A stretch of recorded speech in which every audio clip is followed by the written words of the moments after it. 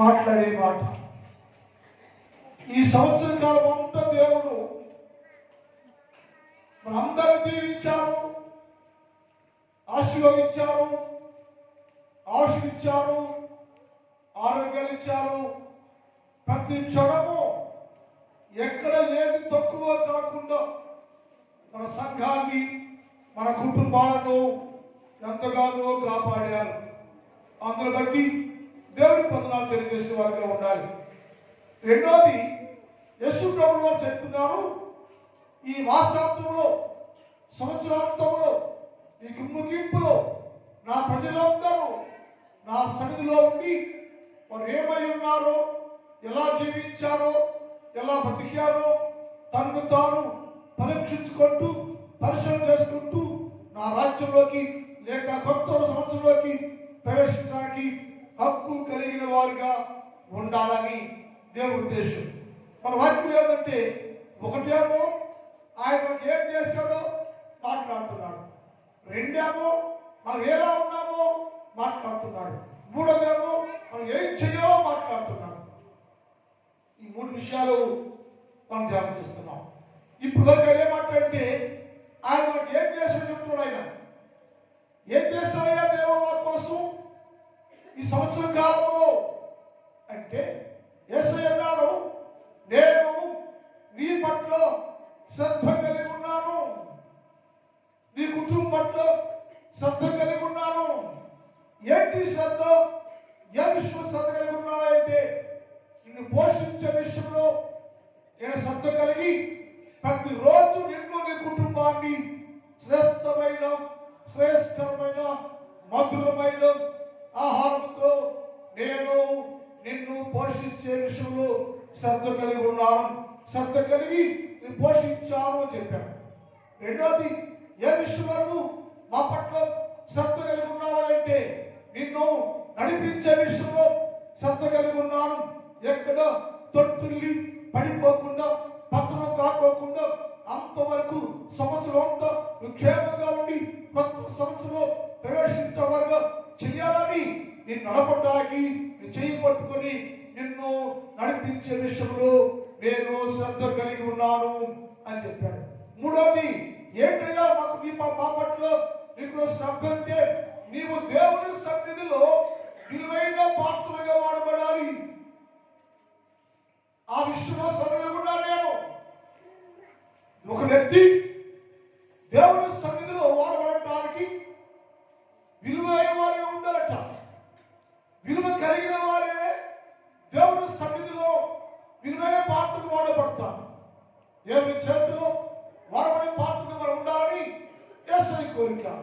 అందుకోసం మనిషి ఎలా అంటే, మనుషులందరూ నీతిమంతులే, దేవుని ప్రజలే, దేవుని పిల్లలే, దేవుని చేత విమోచింపబడిన వారే, వెండి లాంటి వారే, పరిశుద్ధులే, వెండిలా జీవిస్తూనే ఉన్నారు. కానీ ఈ లోపల ఏముందంటే, మస్తు కలిగి ఉండరు, మల్లెలు కలిగి ఉండరు, మస్తుతో ఉండరు. ఆ మస్తు నీకున్న పరిశుద్ధ జీవితాన్ని పాడు చేసి, ప్రస్తాపన చేసి, పనికిరాని పాత్రగా, ఉపయోగలేని పాత్రగా, ఎందుకు పనికిరాని పాత్ర చేసేసింది.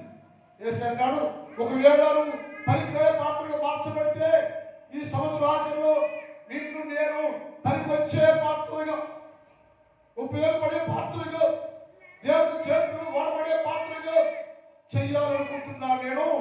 అందుకోసము నీ పట్ల క్రియ శ్రద్ధ కలిగి ఉన్నారని యేసయ్య మాట్లాడు. ఉదయకాలంలో ఎక్కడ ఆపేటువంటి వాక్యం, రోమపత్రిక 7వ అధ్యాయం 21 ఆపాను. రోమ 7 వేరొక నియమము. ఇక్కడ పౌలు అంటున్నాడు, నేను పరిశుద్ధుడనయ్యా, విమోచించబడిన వాడయ్యాను, వెండి లాంటి వాడినే, వెండి జీవితం కలిగిన వాడిని నేను, పరిశుద్ధుడే కానీ వెండి లాంటి వాడినే కానీ నా లోపల వేరొక నియమం ఉంది. ఆ నియమము నన్ను కలుషితం చేసేస్తుంది. ఆ నియమములో అది మస్తుగా మార్చేస్తుంది. ఆ నియమమునే అది మస్తు అయిపోయింది. నాకున్న పరిశుద్ధ జీవితాన్ని పాడు చేసింది. లోపలేమో ధర్మశాస్త్రం ఉంది. నా ధర్మశాస్త్రానికి నాలోని పోరాడి ఈ పాప నియమానికి రోజు పోరాటమే. ధర్మశాస్త్రం ఏమో పరిశుద్ధంగా ఉన్నాయో, ప్రార్థనలో ఉన్నాయో, వాక్యంలో ఉన్నాయో, శుద్ధిగా ఉన్నాయో అని చెబుతుంటే నాలో ఉన్న వేరొక నియమం ఉందే ఆ నియమము నన్ను పాడు చేస్తా ఉంది. అది ఏమంటే అయినా వేరొక నియమము నా అవయవాల్లో ఉన్నట్టు నాకు అర్థమైంది. అది నా మనసులో ఉన్న ధర్మశాస్త్రముతో పోరాడుతుంది. ధర్మశాస్త్రం ఏమో మనసులో ఉంది, పాపమేమో హృదయంలో ఉంది, శరీరంలో ఉంది. రెండు బయలు జరుగుతుంది. ఈ పాప నియమం ఏమిటంటే నీ మనసులో ఉన్న ధర్మశాస్త్రం ఉంది కానీ నువ్వు భ్రష్టమైపోయావు. ఏమైపోయావంటే ఏంటంట నీవేమైపోయావంటే ఈ పరిశుద్ధుడు ఏమైందంటే భ్రష్టు కలిగిన వాడిగా అయిపోయాడు. పరిశుద్ధుడే, వెండి లాంటి వాడే, తన వివక్షత పెట్టిన వాడే. కానీ వారి లోకి అంటే మస్తు కలిగి ఉంది. ఆ మస్తు వలన నువ్వు చూడసహ్యంగా ఉంటుంది. నీ మస్తుని పాడు చేసింది. ఈ మస్తుని శుద్ధి చేయలేదు, పాడైపోయింది. అందుకని అయ్యా నా మస్తు ఎవరు తీసేస్తారయ్యా, నా మస్తు పోవాలి, నా మస్తు శుద్ధి చేయబడాలి, నాలో మస్తు ధర్మవేత్తనకయ్యో ఎలాగయ్యో ఎవరయ్యో నాకు కలిగిన నవయవాలో ఉన్న ఈ మస్తు ఉందే, పాప నియమం ఉందే, దాన్ని నాలో తీసివేసి నాలో ఉన్న మస్తంతో తీసివేసి మనలో నన్ను పరిపూర్ణ పరిశుద్ధుడిగా చేయగలిగామయ్యో. ఎవరు చేస్తారయ్యో? అయ్యో అయ్యో అక్కడ మాటది అయ్యో అయ్యో నేనంత దౌర్భాగ్యయ్యా. ఎందుకయ్యా? పరిశుద్ధంగా ప్రారంభించాను.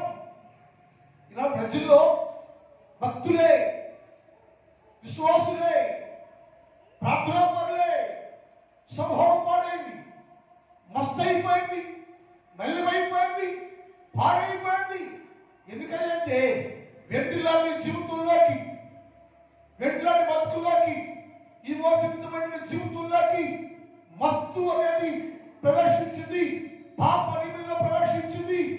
పాప నిమిని పాడు చేసేసింది అని అన్నాడు.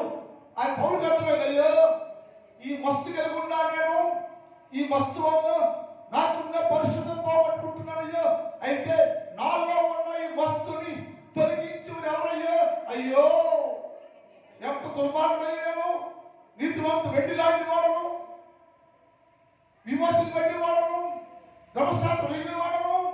నేను మస్తు అయిపోయాను. మస్తు వచ్చేది నాలో ఉన్న ఈ మస్తుని ఎవరు తీసేస్తారని పశ్చాత్తాపడుతున్నాడు. ఈ కోర్టు ఉద్దేశం ఏంటంటే నీవు కూడా పశ్చాత్తపడాలి. ఎక్కడ పాపం చేస్తున్నావు, ఏ పాపం చేస్తున్నావు, ఎవరు హింసిస్తున్నావు, ఎవరు దూషిస్తున్నావు, ఎవరు ద్వేషిస్తున్నావు, పశ్చాత్తపడాలను పోరాడాడు. నేను దోషకున్నయ్యో, హింసకున్నయ్యో, ఆదికారుడయ్యో, నా రోజు మస్తు వచ్చిందయ్యో, ఆ మస్తులను ఆదికారుడు మార్చిందయ్యో. తర్వాత ఇంటి ఆ మస్తయ్యో నాలోనే ఉంటే, ఆ మస్తుని కలిగి ఉంటే నాకు మిగిలేది నాలుగేనయ్యో. ఆ మస్తుని కలిగి ఉంటే మస్తు శుద్ధి చేసుకోకుండా, మస్తు కడిగేసుకోకుండా, మస్తు బాగు చేసుకోకుండా, మస్తు కలిగి ఉంటే నాకు మిగిలేది మరణమేనయ్యా. ఇంటి మరణమునకు లోనకు శరీరంలో నుంచి నన్ను ఎవరు విడిపించాలి? నా మస్తం తీసివేసి, మస్తంతో బాగు చేసి నన్ను శుద్ధుడిగా చేసింది ఎవరయ్యో అని పశ్చాత్తాపంతో ఏడుస్తూ ఉంటే యేసు అన్నాడు, నేనున్నా. యేసుక్రీస్తు ద్వారా దేవునికి స్తుతి చేస్తున్నాను. ఎందుకంటే ఆ యేసు ప్రభువు వారే నాలో ఉన్న మస్తు అంతా కడిగి వేసి శుద్ధి చేయడానికి సంశుద్ధుడిగా నామకు వచ్చాడయ్యా. ఎప్పుడయ్యా? ఎప్పుడంట? నాలో మస్తుంది, మస్తు కలిగి ఉన్నానని గ్రహించి పశ్చాత్తాపంతో ఏడుస్తుంటే వారి వస్త్రంతో తీసివేస్తున్నాను. నేను చేయి చాపించాను, నేను కలిగిన వస్త్రంతో నేను శుద్ధి చేస్తున్నానని యేసు ప్రభుల వారు సౌలు జీవితంలో, పౌలు జీవితంలో కలిగిన వస్త్రంతటిని శుద్ధి చేసి పరిపూర్ణ పరిశుద్ధుడిగా మార్చేశాడయ్యా. ఎప్పుడైతే అతడు దేవుని సన్నిధిలోకి వచ్చి తను తాను పరీక్షించుకొని పశ్చాత్తాపడం ప్రారంభించాడు. ఈ సంవత్సరం అంత కూటలో ఉన్నాం మనం. 2 దినాల్లో కొత్త సంవత్సరం వెళ్ళిపోతాం. ఈ మస్తు కలిగి పాప స్వభావం కలిగి నీ బుద్ధి మారకుండా, నీ స్వభావం మారకుండా నీలో ఉన్న ఈ మస్తు అంతా అలాంటించుకుని కొత్త సంవత్సరంలోకి వెళ్తే నిన్ను బట్టి మనమే సంవత్సరం కాలం ఉంది. అది జరగకుండా ఉండాలంటే ఇప్పుడు ఏం చేయాలంటే దేవుని సత్తులు మస్తు నాలో ఉందయ్యా. అయ్యో, ఈ మస్తు కలిగే జీవితాన్ని ఎవరు మారుస్తారు, ఎవరు బాగు చేస్తారు, ఎవరు శుద్ధి చేస్తారు అని ఏడిస్తే యేసు ప్రభుల వారు ఆయన చేయి చాచి నేను ముట్టుకొని నీలో ఉన్న ప్రతి వస్త్రంతో కడిగి శుద్ధిగరిచి నేను మరలా పవిత్రుడిగా చేస్తానని రాయబడింది. అలా పవిత్రం చేయబడితేనే, పవిత్రంగా మార్చబడితేనే నూతన ఆశీర్వాదం, నూతన సంవత్సరం దీవెన నీకు, నూతన దయా కిరీటం నీకు ఆ సంవత్సరం తాకి ఆ దిగులు పొందుకోవాలంటే ఇప్పుడు నీలో ఉన్న వస్త్రంతో పడిపోవాలి, కడిగి వేయబడాలి, శుద్ధి చేయబడాలి. ఆ మస్తుని ఒప్పుకోవాలి, గ్రహించాలి. నాలో మస్తుందయ్యా గ్రహించాలి. నీ బతుకులో మస్తుగా ఉంటుంది. సంవత్సరం దాటిపోతుంది. యేసయ్య పౌలు అన్నాడు, అయ్యో ఈ మస్తు కలిగిన జీవితాన్ని ఎవరు మారుస్తారయ్యా? నా మస్తంతా కలిగింది ఎవరంటే యేసయ్య అన్నాడు, యేసు క్రీస్తు ఉన్న వాడికి ఏ శిక్ష విధి లేదు. నేనే నీవు కలిగిన సకలమైన మాలిన్యాన్ని వస్తువును కడిగి నేను శుద్ధిపరుస్తాను, పవిత్రం చేస్తాను. అందుకే నేను నీ ముందుకు వచ్చాను, నా చేతులు చాపించాను, నా చెయ్యి పెడుతున్నాను, హస్తాన్ని నీ మీద పెట్టి నువ్వు కలిగిన వస్త్రంతో తీసుకువేస్తా అని చెప్పాడు. కానీ మనం కూడా సౌలులాగా పౌలుగా మార్చబడి వస్త్రం తీసివేసుకుని పరిపూర్ణ పరిశుద్ధులుగా ఉండేవారుగా ఉండాలి. మోషే ఎంతో భక్తుడు, క్రమం కలిగిన వాడు, వాక్యం కలిగిన వాడు, దేవుడు ఎదిగిన వాడు, భయం కలిగిన వాడు. కానీ ఒక రోజున అతను ఐగుప్తులోకి వచ్చి వాటిని పడి కొట్టి చంపేశాడు, ఎక్కడో పుట్టి పెట్టేశాడు. అది దేవుడు చూశాడు. కొన్నడైనాక మోషే అంటున్నాడు, నేనయ్యో రాజకుమారుడు పుట్టాను, దేవుని పోలిగా పుట్టాను, రాజవంశంలో పుట్టాను, నేను గొప్పవాడిని, నేను పవిత్రుడు, నేను పరిశుద్ధుడు, నేను. అయితే నాలోనికి మస్తు వచ్చిందయ్యో. ఏంటి వస్తాయో మోషే అంటే, నేను హంతకుడిగా మారిపోయానయ్యో, ఐగుప్తును చంపేశాను, పూడ్చిపెట్టేశాను, సమాధి చేసేశాను. అది నాలోకి మస్తు కలిగిందయ్యో. ఈ మస్తు కానీ నేరుంటే నీకెన్నటి పనికిరావయ్యో అన్నాడు ఆయన. అంటే ఒక వ్యక్తి మస్తు చుట్టూ కలిగిన వారు దేని పనికిరారు అది గ్రహించాలి. నీలో మస్తుంటే, పాపం ఉంటే దేవుని చేత వాడబడే పాత్ర కూడా లేదు. దేవుని చేత వాడబడే పాత్ర ఉండాలంటే మస్తు లేని వారిగా ఉండాలి. మస్తు కలిగి ఉండి, మలినం కలిగి ఉండి, పాపం కలిగి ఉండి దేవుని చేతిలో పాత్రగా వాడబడే అవకాశం లేదు. దేవుని చేతిలో విలువైన ఘనమైన పాత్రగా నీవు వాడబడాలంటే నీ లోపల ఉన్న మస్తంతా కలిగి వేయబడాలి. మోషే అన్నాడయ్యా, వాడు చంపేశాను, నేను హంతకుడు, నేను మళ్ళీ పరచబడ్డాను, మస్తు వచ్చేసి ఆ మస్తు నాలో ఉందయ్యో, ఎందుకు పనికి వస్తానని చెప్పి ఏపోతుంటే పశ్చాత్తాపడుతుంటే దేవుడు మోషేని పిలిచాడు. తీసుకుపోయి అరణ్యంలో 40 ఏళ్ళు పెట్టాడు. 40 ఏళ్ళు పెట్టి నల్లగొట్టేసి ఎలగొట్టేసి మస్తు అంతా కడిగేసి ఆ మస్తు అంతా శుద్ధి చేసేసాడు. 40 సంవత్సరాలు అరణ్యం పెట్టేసి మోషే తీసుకుపోయి, మోషే నల్లగొట్టబడ్డాడు, వెలగొట్టబడ్డాడు, శుద్ధి చేయబడ్డాడు. మళ్ళీ మస్తంతో శుద్ధి చేసినాక అతను తెచ్చి ఇశ్రాయేలు మొత్తం నడిపించే నాయకుడిగా పట్టాభిషేకం చేయబడను. హల్లెలూయా. అంతకుముందు చేయొచ్చుగా, అంతకుముందు మనుషునికి ఇశ్రాయేలు నడిపేవాడు చేయొచ్చుగా. అంత కోసం చంపేశాం మనిషిని. అయ్యా వాడిని వచ్చి ఆ నడిపి తీసి ఐగుప్తుకి వెళ్ళి ఆ పర్వతం యుద్ధం చేసి ఈ జనాలు మొత్తం తీసుకురా అని చెప్పచ్చు. అలా చెప్పకి అంటే మస్తు కలిగిన వాడు ఏ పని కలుగుడు కాదు.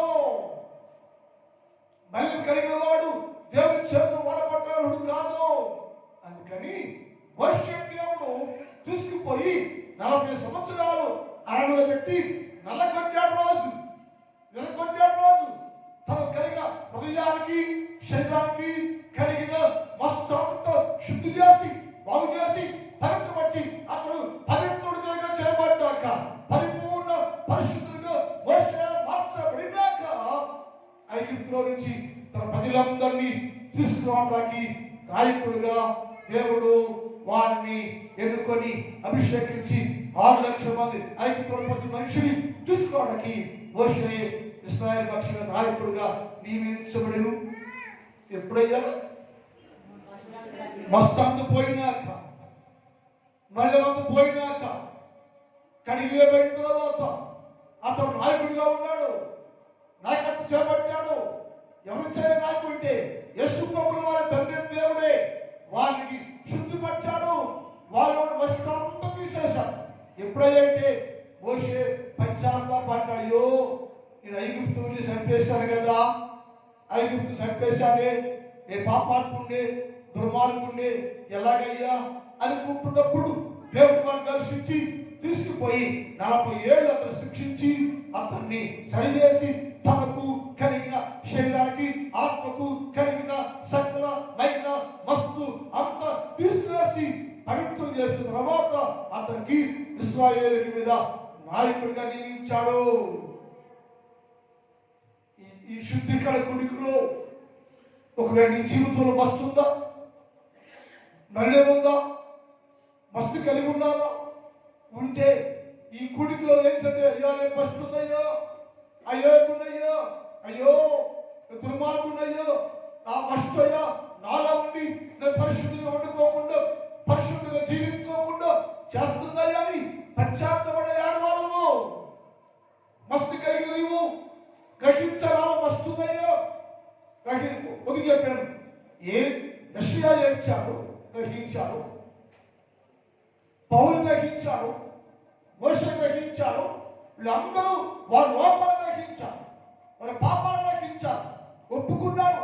పశ్చాత్తపడి నాలో వస్తున్నాయో, బంగారం నేను వెండిని నేను పరిశుద్ధుడే కానీ నా లోనికి వస్తు రావటం వల్ల నా జీవితం పాడైందని పశ్చాత్తపడితే యేసు ప్రభువుల వారు వారందరి జీవితాలని పవిత్రపరచాలని తెలుసుకున్నామా? ఈ రాత్రి కాలంలో కూడా నేను ఒకవేళ సంవత్సరం ఆకలిలో ఉన్నాం, నూతన సంవత్సరంలోకి ప్రవేశించబోతున్నాం. అయితే నీ జీవితంలో మస్తు కలిగి ఉన్నావా? మలిని కలిగి ఉన్నావా? నీ మలిని తీసేయాలి. నా దేవుని పట్ల శ్రద్ధ కలిగి ఉన్నాడు. శ్రద్ధ ఏంటంటే నీ యొక్కకు వచ్చి నీ మీద నా చేయబెట్టి నీ మస్తంతా తీసివేసి నీ కడగటానికి యేసయ్య నీ పట్ల శ్రద్ధ వహిస్తున్నాడు. ఎవరు శ్రద్ధ లేదు, నువ్వు పాడైపోతున్నా శ్రద్ధ లేదు, పతమైపోతున్నా శ్రద్ధ లేదు, కానీ యేసు ప్రభువుకి మాత్రం పాడైపోతున్నా నీ జీవితం పట్ల గొప్ప శ్రద్ధ కలిగి ఉన్నాడు. శ్రద్ధ కలిగి నేను శుద్ధి చేసి బాగు చేసి దేవుని చేతిలో విలువైన పాత్రలు వాడుకోవటం కోసం నా దేవుడు నీ పట్ల శ్రద్ధ కలిగి ఉన్నాడు. మనం ఏం చేయాలంటే, అయ్యో నేను పాపినయ్యా, నాకు మళ్ళీ ఉందయ్యా వస్తున్నాయి, ఏం చేయాలి? నువ్వు దేవుని సన్నిధికి వచ్చి అంగలార్చాలి. నీ మస్తు కలిగి ఉన్నావు. నేను మస్తు నాలో ప్రవేశించింది. నేను వెండి నేను ఇవ్వాల్సింది వెండి వాడిని నేను దేవుని పేరు పెట్టిన జనాన్ని నేను. అయితే నాలోకి మస్తు ప్రవేశిస్తే మళ్ళీ అయిపోయిన జీవితం, పాడైపోయిన జీవితం ఇప్పుడు దర్శించయ్యా అని పశ్చాత్తాపంతో హృదయపూర్వకంగా దేవుడికి వచ్చి ప్రలాపించాలిట, ఏడవాలంట. కానీ మనుషులు ఎవరు హృదయపూర్వకంగా దేవుని దగ్గరకు వచ్చి బ్రతులాటంట. ఏం చేయట్లేదు, ఆయన దీవించు, వీడు దీవించు, ఆయనకి ఏం చేస్తున్నా కానీ హృదయపూర్వకంగా బ్రతులాట్ల. అమ్మాట చూద్దాం. హోషేయ గ్రంథం 7వ అధ్యాయం 14 చూద్దాం. హోషేయ 7:14. హోషేయ గ్రంథం 7:14 వచ్చింది. 7:14.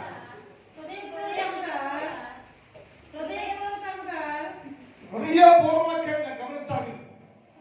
ఒక మనిషి మస్తు కలిగి ఉన్న వ్యక్తి ఏం చెయ్యాలంటే హృదయపూర్వకంగా, అయ్యో నాకు మస్తు ఉంది, మల్లె ఉంది, పాపం ఉంది, సంవత్సరం అయిపోతుంది, కొత్త సంవత్సరం రాబోతుంది, నేనైనా కొత్త సంవత్సరానికి మస్తు మల్లెము మట్టి కలిగిన జీవితంతో వెళ్ళకుండా గ్రహించవాలంట.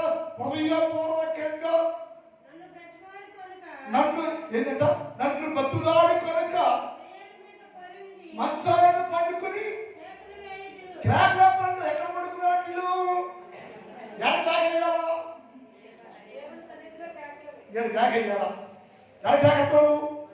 మంచాలు పడుకుని బొత్తల బాబులాగా ఆడ పడుకుని నేను అంటున్నా వాక్యం అంటుంది ఏమంట, పశ్చాత్తపాటు మానేసి హృదయపూర్వకంగా నువ్వు పాపని గ్రహించి నాలో వస్తుందయ్యా, నాలో మళ్ళీ ఉందయ్యా, మళ్ళీ కలుగుతానయ్యా, మళ్ళీపోయాను, వెండి లాంటి వాడినే, విమర్శించబడిన వాడినే, మార్చబడిన వాడినే, కానీ నా పారాలకి మస్తు ప్రవేశించింది. ఆ మస్తు అయ్యా అలాగే ఉంటే కొత్త సంవత్సరం ఇంకా శ్రమయ్యా అని గ్రహించి హృదయపూర్వకంగా ఎవరు వస్తారు? హృదయపూర్వకంగా ఎవరైతే మస్తు ఉందని గ్రహించారో వారు.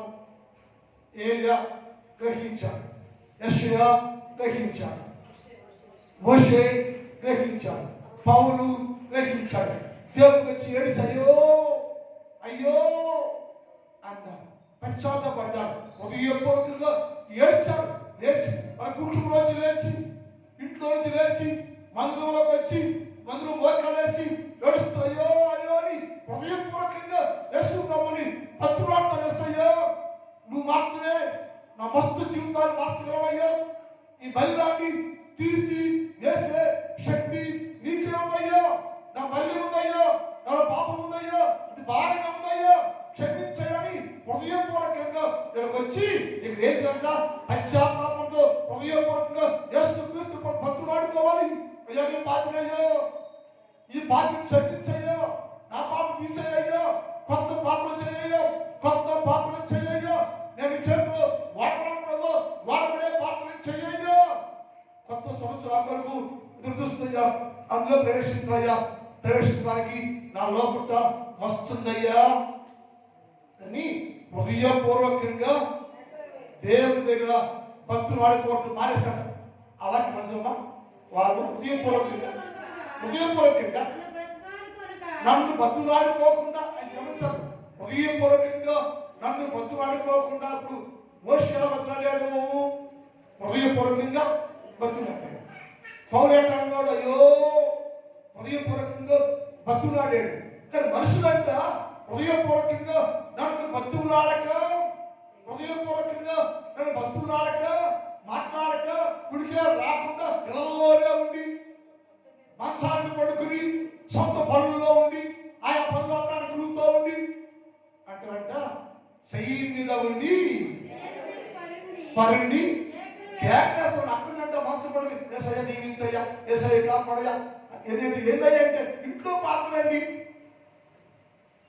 అందరూ గుళ్ళ మధ్య పాత్ర, ఇంట్లో చెప్తారు పాత్రలు అందరూ గుళ్ళ. ఆ ఏసయ్యంటే హృదయపూర్వకంగా దేవుని సన్నిధిలోకి వచ్చి బతులాడుకుని చెబుతుంటే ఇంట్లో పడుకుని మంచాలు పడుకుని పెత్తనా చేస్తా, మధ్యలో తిరుగుతా, అక్కడ తిరుగుతోంది, అయ్యా తీసేయ్యా, క్షమించండి, పై పెద్దలతో మాట్లాడితే పాపం పోద్దా, క్షమాపణ వచ్చిందా? ఇంత బతులాడుతుంది అక్కడ ఎవరికి? మోషేకి 40 ఏళ్ళు నలగొట్టాడు దేవుడు, 40 ఏళ్ళు నలగొట్టాడు దేవుడు, పౌల్ని నలగొట్టాడు దేవుడు. నీ సంగతి ఏంటి? 3 రోజులే ఉంది కొత్త సంవత్సరానికి వెళ్ళడానికి. ఈ 3 రోజుల్లో నీవు పేరుకుపోయిన నల్లు, పేరుకుపోయిన మట్టి, కలవర్షం ఉంది. అది పోవాలంటే హృదయపూర్వకంగా, ఇష్టపూర్వకంగా దేవుడి పాదాలకు వచ్చి, దేవా నా కలవర్షం ఉందయ్యా, మస్తు ఉందయ్యా, మస్తు కలిగి ఉన్నారు, మట్టి కలిగి ఉన్నారు, నా జీవితం పాడైపోయిందయ్యా. హృదయపూర్వకంగా భక్తురాలయ్యా, క్షమించయ్యా, క్షమించయ్యా, నీకు ఇష్టమైతే పరిశుద్ధంగా చెయ్యయ్యా, నీకు ఇష్టమైతే మార్చయ్యా అని దేవుడి దగ్గర భక్తురాడుకోవాలంట. కానీ ప్రజలంట భక్తురాట మానేసి శయ్యం మీద పడుకుని, అనగా మంచు మీద పడుకొని కేకలు వేస్తున్నట్ట. ఏమైనా కేకేస్తాడు సహనాడు? వేసయ్యా, పొలం వేసినయ్యా, దాన్ని పొలం వేసినయ్యా, పంటి అంటే ఎక్కడ పడుకుని నేను అట్లా మనసుని అట్లా ఉన్నా అమ్మా.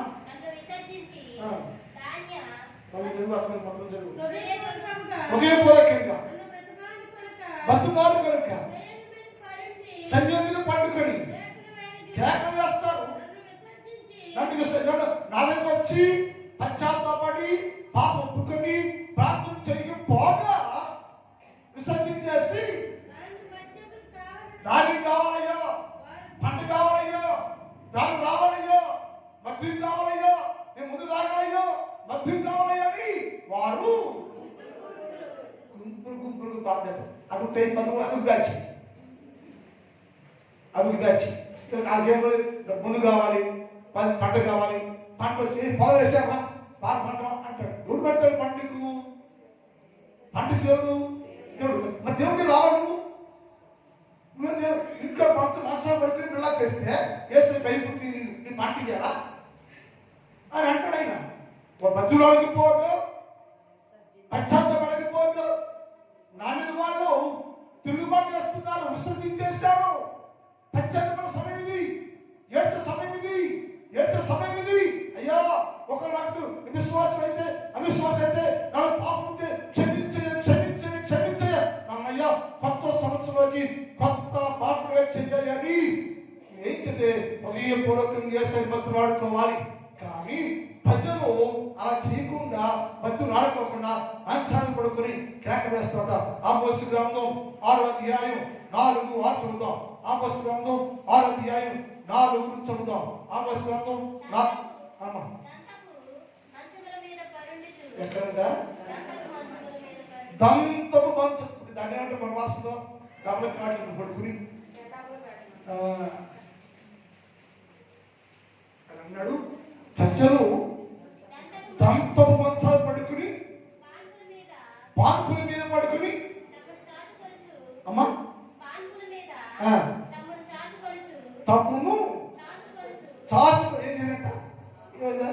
పాన్పులు పడుకుని మంచాలు పడుకుని కాళ్ళు సాపుకుని కాళ్ళు వేసుకుని టీవీ చూస్తూ ఉంటాడట. ఎక్కడ అన్ని అక్కడు మంచాలు, దంత మంచాల మీద. నా భాష కసుని ఏసి ఎత్తుపడుతున్నాడు, ఏసి ఎత్తుపడుతున్నాడు. మనిషి ఎత్తుపడితే అంటాం. ఏసి ఎత్తుపడుతున్నాడు, ఏం చెప్తున్నాడు? ఏసి అన్నాడు, నీ తిరిగి చూస్తున్నాడు ఎస్సయ్యా, నీ జీవితం చూస్తున్నాడు ఎస్సయ్యా, నీ జీవితం మార్పు లేదని గ్రహించి వారయ్యా హృదయపూర్వకంగా పశ్చాత్తాపడి నా ముందుకు వచ్చి లోకరించి యావపోగా దంతము మంచాల పడుకుని పార్పులు పడుకుని కాళ్ళు చాచుకుని కాళ్ళతో చాచుకుని వారు మంచి మంచి గొర్రె పొట్టాడు వేసుకుని మాంసం వేసుకుని వండుకుని తింటున్నారంట ప్రార్థన చేయకుండా. ఎంత పాపం అండి! అసలే పాపాత్ముడు నువ్వు, అసలే పాపాత్ముడు నువ్వు. నీ పాపానికి శిక్షకు క్షమాపణ లేదు.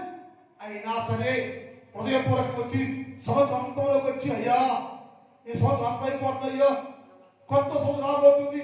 ఈ సంవత్సరంలో నేను ఎక్కడెక్కడ పాపం చేశారో, ఎక్కడెక్కడ దోషం కలిగి ఉన్నారో, నా జీవితంతో మళ్ళీ అయిపోతుందో క్షమించు నన్ను, నా భార్యని, నన్ను, నా భర్తని, నన్ను, నా బిడ్డని క్షమించి మనిషి నాలో ఉన్న నష్టం అంతా కడిగి వేసి శుద్ధి చేసి కొత్త సంవత్సరం అయ్యా, కొత్త పాటలు చేయ్యా, కొత్త దీవున కావాల్సయ్యా, కొత్త మేలు కావాల్సయ్యా, అది దానికోసే ఎదురు చూస్తా చెప్పి హృదయపూర్వకంగా చేసే భక్తులు కూడా మానేసి దంత మంచాలు పడుకుని కాళ్ళు చాపుకుని మాంసం వండుకుని తింటూ దీవిస్తూ ఉంటే వేసాడు. అట్టి వారికి క్షమాపణ లేదట. క్షమాపణ కావాలి మనకి. అలా రాకపోవడానికి రాలేకపోవడానికి 52 ఆదివారాలు మనకి. 52 ఆదివారాలు వచ్చారా? 52 ఆదివారాలు క్రమ తప్పకుండా అనుకుని కొంతమంది 52 ఆదివారాలు వచ్చాడు ఒక్క వారం మిస్ కాకుండా కొంతమంది ఉంటారు. 52 ఆదివారాలు మిస్ అయితే ఇప్పుడు నువ్వు అయ్యా 52 ఆదివారాల్లో చాలా ఆదివారాలు కొట్టేసాను అయ్యా, బజార్ తిరిగాను, సొంత పనికి వెళ్ళాను, విశ్వం ఒదికేసరి ఆ లోపాన్ని సరిచేసుకోవాలి. నెలకి 5 రోజులు 3 రోజులు ఉపవాసం ప్రాంతాలు, నెలకి 5 రోజులు 3 రోజులు 13 లెక్కలు రావాలి. 36 కోటాలు జరిగింది. ఎన్ని కూడా వచ్చాను రెగ్యులర్గా, ఎన్ని ప్రార్థనలు అటెండ్ అయ్యా రెగ్యులర్గా, మిస్ కాకుండా మానుకోకుండా ఎన్ని ప్రార్థనలు వచ్చాను. అది పాపమే అంటే ఏం చేయలేదు. అయ్యా నువ్వు గుడి పెట్టావయ్యా, నేను రాస్తా ఉన్నానయ్యా, గుడి పెట్టావయ్యా, మంచాలు పడుకోనయ్యా, రాయబడింది ఆ పాపం ఎందుకో నేను మస్తు అయిపోయినయ్యా, మస్తు కలిగిందయ్యా, అప్పుడు అయిపోయినాయి ఎడమంది వచ్చాను. దేవుడు నియమించిన నియమకార్య కూడికల్లోకి రాకోకుండా, దేవుడు నియమించిన నిజామాక కుడికల్లోకి రాలేకుండా ఇంట్లో కాళ్ళు చాచుకొని నువ్వు దాంతో మంచాలు పడుకొని గ్లాసులతో జీవిస్తూ ఉంటే, పాపం నువ్వు పతనం చేస్తూ ఉంటే గ్రహించో మనుషులా, తెలుసుకో మనుషులా. ఇప్పుడు మారేది నువ్వు పశ్చాత్తాపడి ఇంకా మస్తుని తీసివేసుకోవాలయ్యా.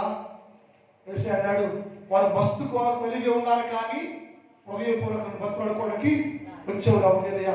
బతులాడుకోకపోగా నేను శ్రద్ధ కలిగి ఉండి వారి పట్ల నేను శ్రద్ధ చూపించి వారికి కలిగిన వస్తు అంత తీసి వేసి పరిపూర్ణ పరిశుద్ధిగా చేయడానికి నిలబడితే నా స్వరాన్ని కూడా నిలబడినయ్యా.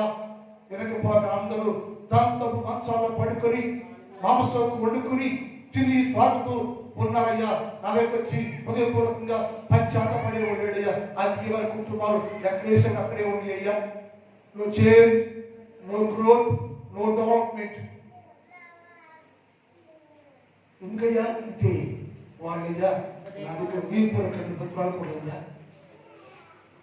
ఇంపార్టెంట్ 78వ కీర్తన 78వ కీర్తన 36 78వ కీర్తన. అయినను వారి హృదయము ఎందుకన్నా ఎందుకు హృదయపూర్వకంగా వచ్చి పశ్చాత్తాపడలేదు. వారిలో మస్తుందని గ్రహించలేకపోతున్నారు. వీళ్ళు మస్తుందని గ్రహించగలరు. నేను గ్రహించాను, నేను గ్రహిస్తూ ఉంటా. మరి నువ్వే గ్రహించడం వస్తుందా, మళ్ళీ ఉందా, తాగుతుంటే వస్తు ఉందేమో, నీ మాటలో వస్తుంది, నీ ప్రవర్తన వస్తుంది, నీ జీవితం వస్తాయి. మరుగైపోయింది, పాడైపోయావు, ఏమైనా జీవితం రోడ్డు మీద చెడిపోయావు, నువ్వు పాడైపోయావు, పతనైపోయావు, మళ్ళీ ఉంటారు ఏమి లేనట్టుగా మాయకు తిరుగుతూ ఉంటావు. దాని విషయంలో పచ్చగా పడ్డావా, ఎడిచావా, కన్నీరు గడిచావా? అయ్యో నేను నాకు జీవిస్తున్నా అయ్యా, ఈ సంవత్సరం అయిపోయి అయ్యా, నా బస్తో నేను కొత్త సంవత్సరం వెళ్ళలేనయ్యా, కొత్త పాత్ర చేయలేదు అని విడిచవా? అది ఆడలేకపోవడానికేనంటే హృదయపూర్వకంగా నువ్వు యేసుక్రీస్తు ప్రభుని భక్తి పడుకోలేకపోవడం కాదంటే వారి హృదయము ఆయన ఎడల స్థిరంగా లేదు. ఎవరి ఎడల? యేసు ప్రభు ముందే, యేసు ప్రభు దగ్గరంగా నీ హృదయం స్థిరంగా లేదు. అందుకని పశ్చాత్తాపడలేకపోతున్నావు, ఎడలేకపోతున్నావు, పాపిని గ్రహించలేకపోతున్నావు, హృదయపూర్వక రాలేకపోతున్నావు, హృదయపూర్వక నీ మస్తు తీసుకోవడానికి ప్లాన్ చేయలేకపోతున్నావు నువ్వు. ఎందుకంటే వారి హృదయము, ఎవరి హృదయము? మీ హృదయము దేవుని ఎడల స్థిరంగా లేదు. ఆయన నిబంధనను నమ్మకంగా కైకొనలేదు కనుక నోటి మాటతోటి వచ్చానికి ప్రభువా ప్రభువా ప్రభువా ప్రభువా పిలిచి ప్రతివాడు పరలోక రాజ్యంలో ప్రవేశించలేదు. ఆ ప్రార్థన పెద్దాల ప్రార్థన, నాది ప్రార్థన అండి, నాది శత్రువు రావాలి, ప్రార్థన అండి, నాది శత్రువు రావాలి. ఇక్కడి నుంచి ప్రార్థిస్తండి దుఃఖము ఏడిపోయా. ఎందుకంటే ఎవరు తెలుసా, ఏడుస్తా తెలుసా అండి? నీ పాపం నీకు కనపడుతుంటే అసలు ఆ ఏడుపే లేదు. దావీదు పరుపు కొట్టు పెద్దగా ఏడ్చాడు. ఆయన ఏమన్నాడంటే ప్రార్థనలో ఆయన పాపం కనపడింది. నువ్వు పాపాన్ని ఒప్పుకోకుండా, నీ మస్తు గుర్తించుకోకుండా, మస్తు కలిగి కూడా తెలుసుకోకుండా పెదాలతో ప్రార్థన చేస్తున్నావు. పెదాలతో ప్రార్థన చేస్తున్నావు. నా నిబంధన వారికి ఏదంట నోటి మాటతో, వారి నోటి మాటతో ముఖస్థుతి అంటే ఏమంటారు, మనిషి మాట అంటారు, ముఖస్థుతి మాటలు. మనిషి అన్నాడు. వారు నా ముందుకు వచ్చి గుళ్ళోకి వచ్చి ఒక స్తుతి ప్రార్థన అంటారు. ఒక స్తుతి ప్రార్థన చేయకుండా మానవుడా, హృదయపూర్వకంగా స్థిరమైన మనసుతో నీ దేవుడు ఆయన దీవించిన ఆయన, ఇప్పుడు ఆ దీవించాడు దేవుడు, ఈ సంవత్సరాన్ని కాపాడాడు దేవుడు, కొత్త సంవత్సరం ఇవ్వబోతున్నాడు, కొత్త సంవత్సరం కొత్త దీవెనకి ఇవ్వబోతున్నాడు. నీకోసం ఎన్నో మేలు దాచి ఉంచాడు. అన్ని మేలు రావాలంటే నీవు హృదయపూర్వకంగా వచ్చి, దేవా తెలుసో తెలియక పాపం చేసినయ్యా, క్షమించయ్యా, మన్నించయ్యా, కొత్త పాత్ర చెయ్యయ్యా అని స్థిరమైన మనసుతో వస్తే, పెదార్థం కాకుండా హృదయపూర్వకంగా వచ్చి నేను ప్రార్థన చేస్తే, నా దేవుడు నీలో ఉన్న ప్రతి కష్టంత కలిగేందుకు ఆయన శబ్దం కలిగి ఉన్నాడు. ఎప్పుడైతే నీవు అలాంటి ప్రార్థన చేస్తావో నా దేవుడి హృదయాన్ని శుద్ధి చేయను కాక. ప్రార్థించేద్దాం. మీకు భాగ్యం రేపు ధ్యానం చేద్దాం. ఒకరించండి, ఒక నిమిషం ఒకరించాలి. ప్రార్థన చేసుకోండి. ప్రార్థన చేయమా, చిన్న ప్రార్థన చేసుకోండి. దేవా నేను వేస్తున్నాయ్యా, విశ్వాసమయ్యా, ఇప్పుడు మీతోనే ఉన్నానయ్యా, నీ పక్షం ఉన్నాను ప్రభా. మా జీవితంలో ప్రభా మళ్ళీ ఉందేమో, వస్తుందేమో, సరిచేయ్యా, సరిచేయ. ప్రార్థన చేసుకోండి, ప్రార్థన చేయమ్మా, ప్రార్థన చేసుకోండి, అందరూ ప్రార్థన చేసుకోండి. ఇప్పుడే దర్శించయ్యా, దీవించయ్యా, అభిషేకించయ్యా, అభిషేకించయ్యా, ఆత్మశక్తి నింపయ్యా, ఆత్మ అభిషేకం నింపయ్యా. ఇప్పుడు దర్శించు, నీ ఆత్మ ప్రభుత్వం నింపయ్యా అని ప్రార్థన చేయి. ప్రార్థన చేసుకో, ప్రార్థన చేసుకున్నామా, ప్రార్థించండి, ప్రార్థించండి, ప్రార్థన చేసుకోండి. ఒక్క శ్రేష్ఠతో మాట్లాడు. దేవా నాలో మస్తు కలిగి ఉన్నాయ్యా, ఇంతవరకు అయ్యా ఎన్నో చేయడానికి కార్యం జరిగించి మస్తు కలిగే జీవితాలు కలిగి ఉంటే క్షమించయ్యా, క్షమించయ్యా. నాలో ఉన్న మస్తాంత తీసేసయ్యా, మస్తాంత తీసేయబోతో పరిపూర్ణంగా చేయాలని ప్రార్థన చేసుకుందాం. ప్రార్థన చేసుకోండి, ప్రార్థన చేసుకోండి. సంవత్సరానికి చివరిలో ఉన్న మనం ఉపవాస ప్రార్థనలో నువ్వు శుద్ధిపరచుకోవాలి, నువ్వు శుద్ధి చేసుకోవాలి, నీ జీవితాన్ని శుద్ధిగా చేసుకోవాలి, నీ జీవితాన్ని మార్చుకోవాలి. ప్రార్థన చేసుకోండి, ప్రార్థన చేసుకోండి, ప్రార్థన చేసుకోండి అమ్మా, ప్రార్థన చేసుకోండి. ప్రార్థన చేస్తాం. ప్రార్థన చేసుకోండి, ప్రార్థన చేసుకోండి. అందరూ ప్రార్థనలో ఉండండి, ఎవరు బాగుండదండి, ఎవరు బాగుండదు. అందరూ ప్రార్థనలో ఉండండి. ప్రార్థన ప్రవేశించండి, ప్రార్థన చేసుకోండి, ప్రార్థన చేసుకోండి, ప్రార్థన చేసుకోండి. దేవా నాలో వస్తుందయ్యా, సంజయ్య నా పట్ల శ్రద్ధ కలిగి ఉన్నావయ్యా, నా మష్టంతో తీసేయకూడదు, శ్రద్ధ కలిగి ఉన్నదేవా దయచేసి దర్శించయ్యా, శుద్ధి చేయ ప్రభు వారిని ప్రార్థన చేసుకోండి, ప్రార్థన చేసుకోండి, ప్రార్థన చేసుకోండి, ప్రార్థన చేసుకోండి.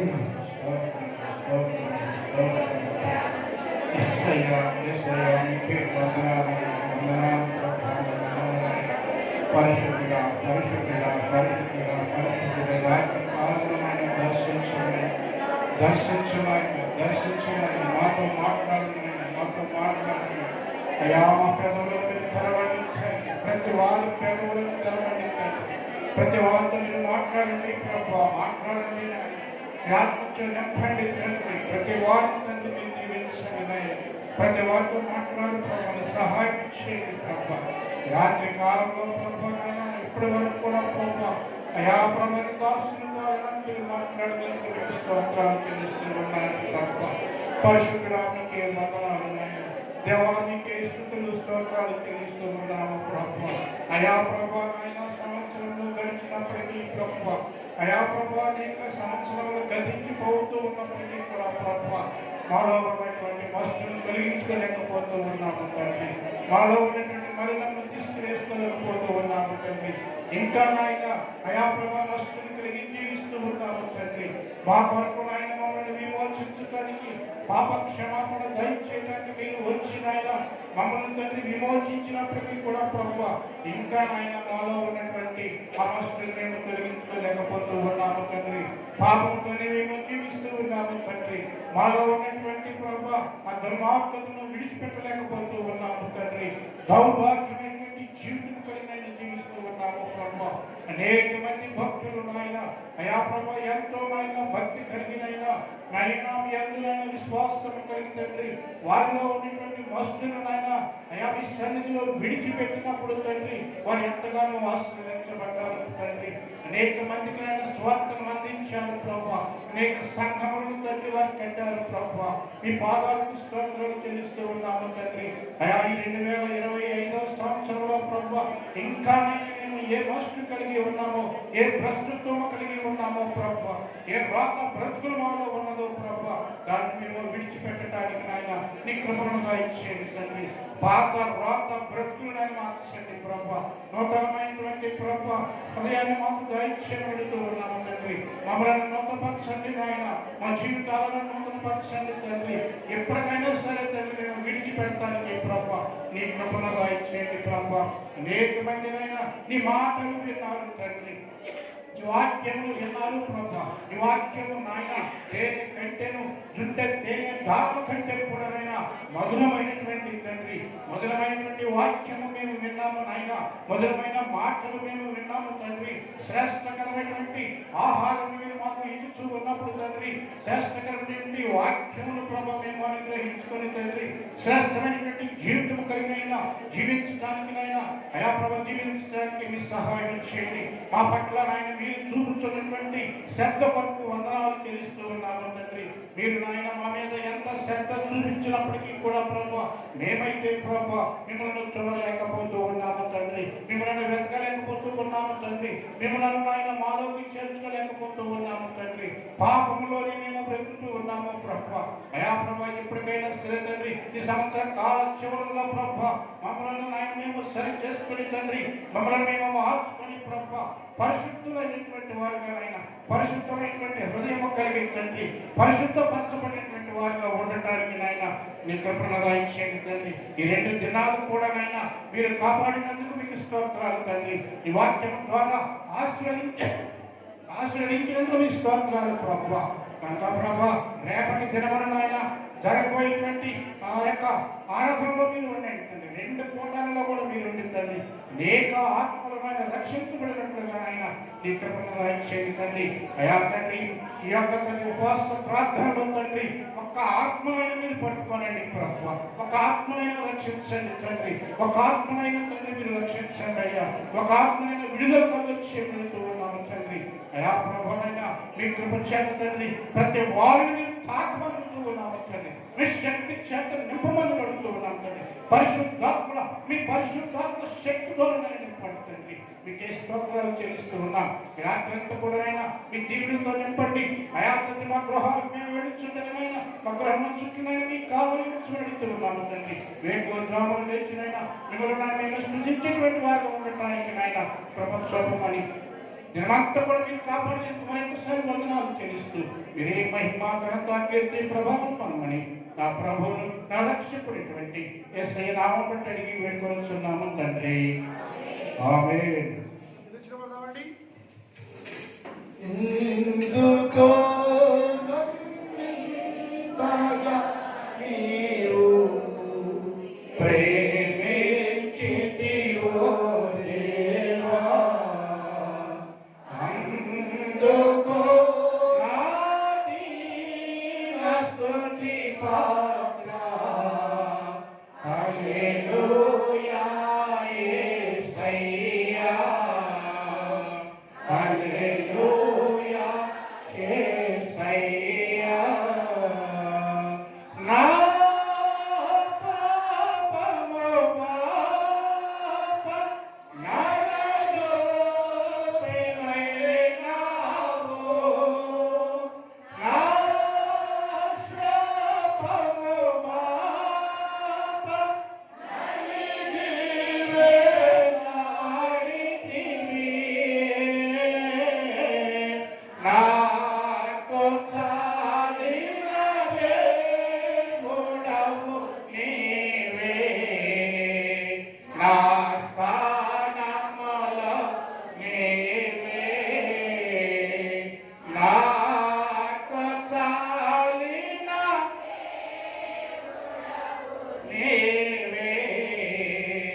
నా స్థానములో నీవే.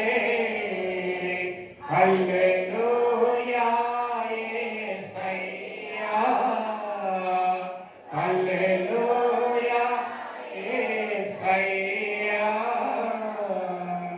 తండ్రి దేవుని ప్రేమ, కుమారుడు యేసుక్రీస్తు వారి కృప, పరిశుద్ధాత్మ దేవుని కన్నిక సహవాసం ఇప్పుడు ఎప్పుడు ఎల్లప్పుడు సదాకాలము మనందరికి తోడే ఇండును గాక. ఆమేన్. ఆమేన్. ఆమేన్. హల్లెలూయా. హల్లెలూయా. హల్లెలూయా. హల్లెలూయా. నేను పొందిన అన్ని క్షేత్రాలు